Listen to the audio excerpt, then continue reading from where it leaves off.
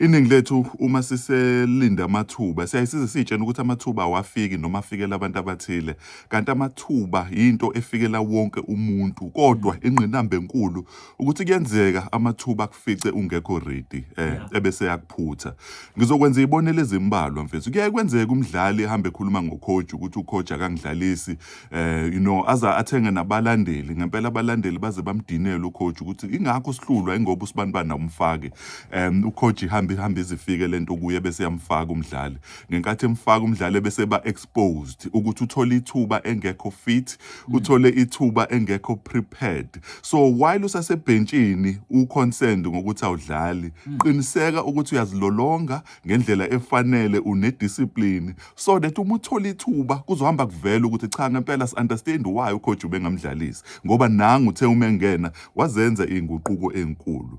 Ngithi mina zilungiselele ngoba amathuba afikela wonke umuntu. Ngidlule lapho, khona abantu abaningi ababheka umsebenzi, and uma ubuka i-South Africa unemployment rate yethu iphezulu kakhulu. Kodwa futhi kuyaye kwenzeka usuhlala isikhathi eside ungabizwa ku-interview, uzulahle ithemba ngoba utsho ukuthi angeke usabizwa. Ebese uyabizwa kwi-short space of time, kuthiwa kusasa ungakwazi ukuze uzoza kwi-interview. Uthola ukuthi mfethu awukazi uyilungiselele ngama-interview questions nangakho konke, nangama-industries, nange-corporate ese-South Africa ukuthi ihamba kanjani. Uthi uyafika ku-interview kubonakala ukuthi ubuthuntu. Why? Lifikile ithuba kodwa likufice ungekho prepared. Ngisalapho mfethu ngicela ukukhuluma ngami, ngiyaye ngisho lento ngoba ngikhonzile. Kuney'hlandla ey'mbili la ngafika ngabizwa khona for an-interview.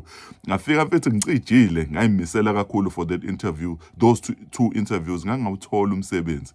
But what interested me ukuthi within a month ngathi kuleyo nkampani bangibiza again kwethiwa ndoda sicela ukufaka kwe-position ethile, sicela ubuyele back uzokwenza i-interview. What am I saying? Uma uready uyakwazi ukufika mfethu uthole ukuthi i-position ofike washaya kakhulu kuyona abasakuthatheli yona kodwa bakuthathele enye, why? Because uthe uma ufika washiya umaka, uma ushiya umaka ngisho sebemtholile umuntu ebemfuna leyo position, bazokwenza sure ukuthi they call you back for something else. Uma ulalela abantu abalingisayo kuyabe bekhulume kakhulu ngalento ukuthi nize ningibona ngi-actor le character, kahle kahle mina interviewed for this character.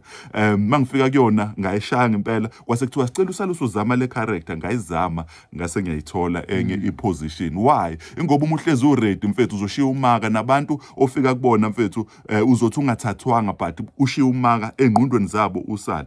Mfethu sengizoqeda nje. Enye izinto ebalulekile uma umuntu ngisho ngathuba iba nalento ka-30 second introduction.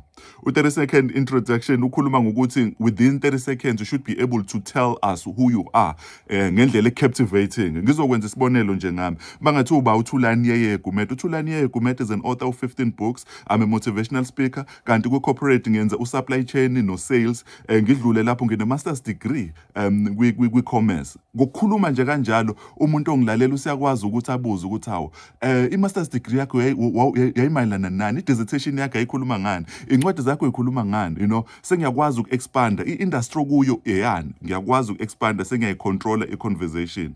Ngake ngenza iphutha elikhulu mfethu, last point esengigoqa. Ngake ngenza iphutha elikhulu la ngahlangana khona ne-minister, ngikwesinye isitolo mfethu. I-minister yaba nesikhathi sami, yanginikeza sonke isikhathi, but I was starstruck. I had a great opportunity to tell this guy who I was, but I was starstruck. Ngayithola sengithatha isithombe kuphela. What am I saying?